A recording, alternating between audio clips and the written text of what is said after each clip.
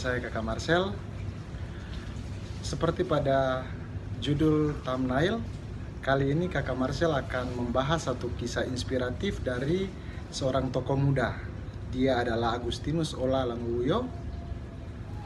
Semoga kisah dari Agustinus ini bisa menginspirasi banyak orang muda, tetapi juga memotivasi orang-orang yang merasa tidak mampu secara ekonomi agar bisa termotivasi.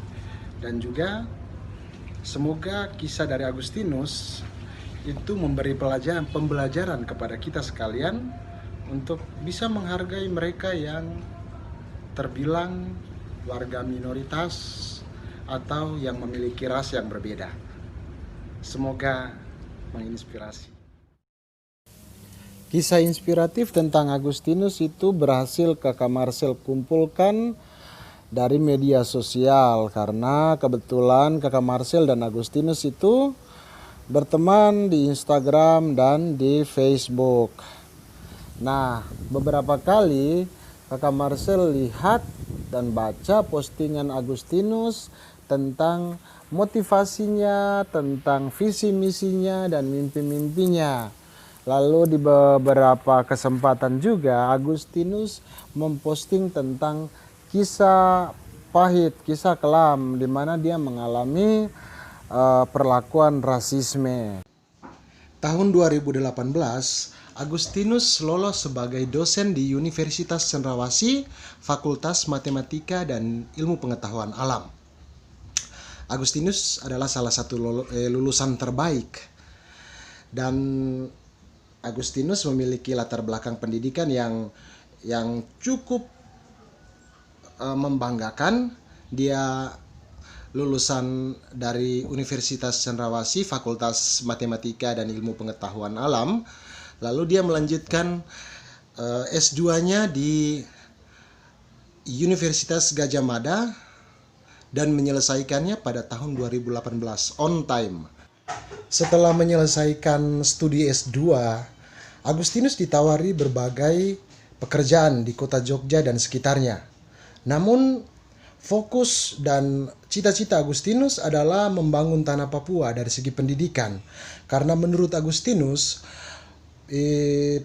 pendidikan adalah modal utama untuk menyingkirkan orang-orang Papua dari keterbelakangan. Pendidikan dapat memajukan tanah Papua.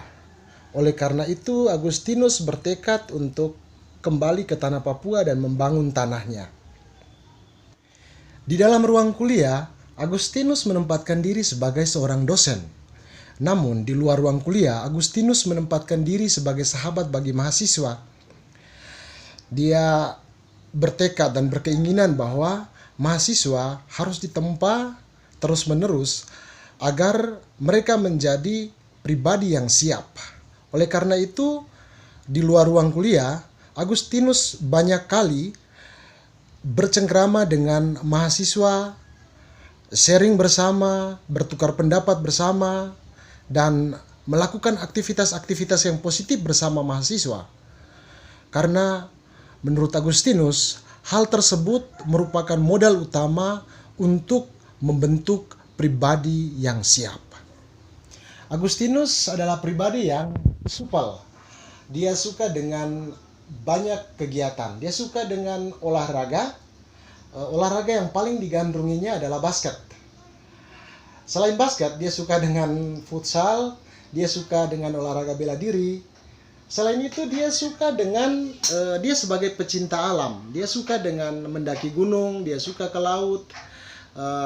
Dan suka akan traveling. Agustinus adalah pribadi yang cukup religius. Dia sering mengikuti kegiatan aktivitas rohani, aktivitas yang berbau religius. Ya, walaupun kita semua menyadari bahwa kita semua adalah manusia berdosa, namun kita cenderung untuk mengarahkan diri kepada hal-hal yang positif, termasuk kegiatan-kegiatan rohani. Nah, Agustinus cukup sering terlibat di dalam kegiatan-kegiatan religius. Namun selain itu, Agustinus sering terlibat di dalam kegiatan-kegiatan positif sosial. Agustinus terlibat di dalam kelompok-kelompok sosial yang bisa membangun kepribadiannya, dan dia juga banyak membantu teman-teman muda untuk berkembang dan maju. Untuk itu, dia tidak hanya mengarahkan mahasiswanya untuk berkembang di dalam bangku kuliah, namun berkembang pula di luar bangku kuliah. Agustinus itu bukan orang asli Papua, teman-teman. Bapaknya berasal dari Nusa Tenggara Timur, dari Pulau Adonara yang merantau ke tanah Papua. Mama dari Agustinus adalah orang Papua, perempuan Jayapura. Siapa yang menyangka bahwa Agustinus yang adalah dosen muda, lulusan terbaik, menyelesaikan S2 tepat waktu, dan menjadi tokoh yang positif di kampusnya adalah berasal dari keluarga yang biasa-biasa saja. Agustinus adalah putra kelima dari 7 bersaudara. Pekerjaan dari orang tuanya adalah petani biasa. Walaupun petani biasa yang memiliki penghasilan ekonomi yang pas-pasan saja, orang tua dari Agustinus memiliki tekad yang kuat. Mereka bertekad agar anak-anaknya itu mengenyam pendidikan yang tinggi dan dapat menjadi orang-orang hebat di tengah-tengah masyarakat yang dapat berguna bagi banyak orang. Tekad yang kuat, keringat, air mata, dan darah, serta doa yang ampuh dari orang tua membuat Agustinus berdiri tegak di depan mahasiswanya. Hal ini mengisyaratkan kepada kita untuk terus bermimpi. Milikilah mimpi yang besar, namun jangan lupa untuk bangun dan mengejar mimpi itu. Semesta pasti akan membantumu dengan caranya. Jangan takut. Dalam mengejar mimpi besarnya, Agustinus sering mendapatkan banyak masalah, banyak ganjalan yang sering Agustinus hadapi. Salah satunya adalah masalah rasisme. Agustinus pernah beberapa kali mengalami tindakan rasisme selama mengenyam studi S2. Pengalaman rasisme yang dialami oleh Agustinus dituangkan di dalam media sosial. Ia berujar, "Rasisme ada di mana saja. Dalam setiap ruang lingkup kehidupan selalu dijumpai rasisme dengan bentuk yang berbeda-beda. Di dunia kerja, tempat pendidikan, sekolah-sekolah, kampus, bahkan dalam tempat ibadat pun terjadi praktek rasisme ini. Setiap orang punya peluang untuk melakukan hal itu. Bahkan saya juga dapat melakukan hal ini baik secara sengaja atau tidak sengaja. Masih segar di ingatan saya terhadap beberapa pengalaman rasisme yang saya alami waktu masih melanjutkan studi di luar Papua. Rasisme bisa terjadi melalui tutur kata tetapi juga tindakan. Salah satu kejadian saya alami di dunia kampus di luar Papua. Kelas yang saya tempati terdiri dari 20 orang dan saya satu-satunya memiliki ciri-ciri fisik yang berbeda karena saya berasal dari Papua. Bapak saya orang Flores dan ibu saya orang Papua. Saya 4 kali kontrak mata kuliah yang diampuh oleh seorang dosen yang sama. Dan saya tidak pernah dapat nilai bagus, padahal saya mampu bisa dapat lebih baik dari itu. Kebiasaan beliau saat proses perkuliahan adalah meminta setiap mahasiswa untuk maju dan mengerjakan atau menjelaskan soal yang diberikan. Dalam satu kelas itu, tidak pernah lebih dari 20 orang. Dan saya yakin seorang dosen pasti akan mengingat wajah dan nama dari setiap mahasiswa yang hadir. Selama 4 kali saya kontrak mata kuliah bersama beliau, saya tidak pernah mendapatkan kesempatan untuk maju. Dan dalam beberapa kesempatan, beliau juga sempat menyinggung daerah asal saya. Pada suatu kesempatan di mana semua mahasiswa sudah diminta maju kecuali saya. Dan beliau bertanya, "Ayo, siapa yang belum maju?" Teman yang tepat di samping dengan suara lantang mengatakan, "Kakak Agus yang belum maju, Pak. Kakak Agus yang belum maju, Pak." Sampai 2 kali dia dengan keras mengatakan itu. Namun tidak ditanggapi.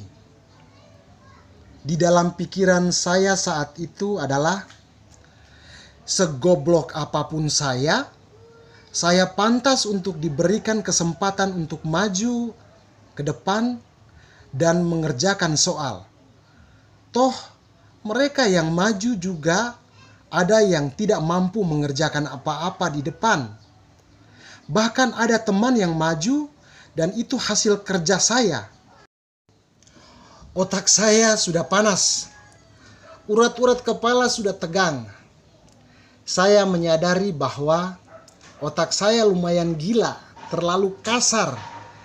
Jikalau saya tidak mengontrol diri, maka saya bisa melakukan kekerasan terhadap dosen ini, alias saya bisa pukul. Bayangkan, 4 kali saya kontrak 4 semester, dan saya tidak pernah dapat kesempatan walaupun hanya sekali. Saya coba menenangkan diri sendiri. Dalam permenungan, saya berpikir bahwa saya datang jauh-jauh ke sini untuk kuliah, datang untuk cari ilmu. Saya tidak boleh buat masalah. Ini rumahnya orang. Ini bukan rumah saya. Teman yang duduk di samping saya sepertinya takut. Anaknya cukup ramah dan sangat baik. Pelan-pelan dia katakan, "Kakak, baik-baik kah? Jangan marah ya. Saya minta maaf atas kejadian itu. Mungkin dosen tidak dengar." Kejadian itu selalu saya ingat dan saya jadikan pelajaran. Jikalau sampai saya ada di posisi dosen itu, saya tidak akan melakukan hal yang sama. Rasisme ini menyangkut perilaku individu atau pribadi. Ada pribadi yang akhlaknya sangat rendah, rasa simpati, empatinya itu sangat rendah, atau bahkan hampir tidak ada, sehingga peluang dia melakukan tindakan rasisme itu sangat besar. Sama seperti kasus yang saya alami. Rasisme perilaku individu. Ada individu yang melakukan tindakan itu, tetapi ada juga yang memberikan dukungan, dan itu sangat banyak. Termasuk banyak dosen yang terus memberikan dukungan dan motivasi untuk saya. Mereka luar biasa. Terima kasih untuk pelajaran berharga. Semoga kita bisa jadi pribadi-pribadi yang membawa dampak positif dan tidak menjadi pelaku rasisme. Teman-teman, itu adalah kisah rasisme yang Agustinus alami.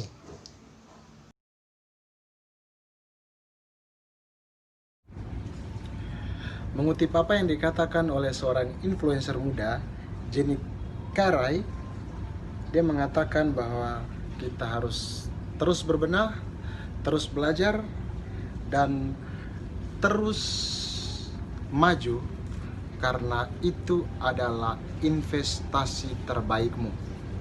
Teman-teman, rasisme langgeng dan berkembang baik di Indonesia karena kebanyakan dari kita itu diam.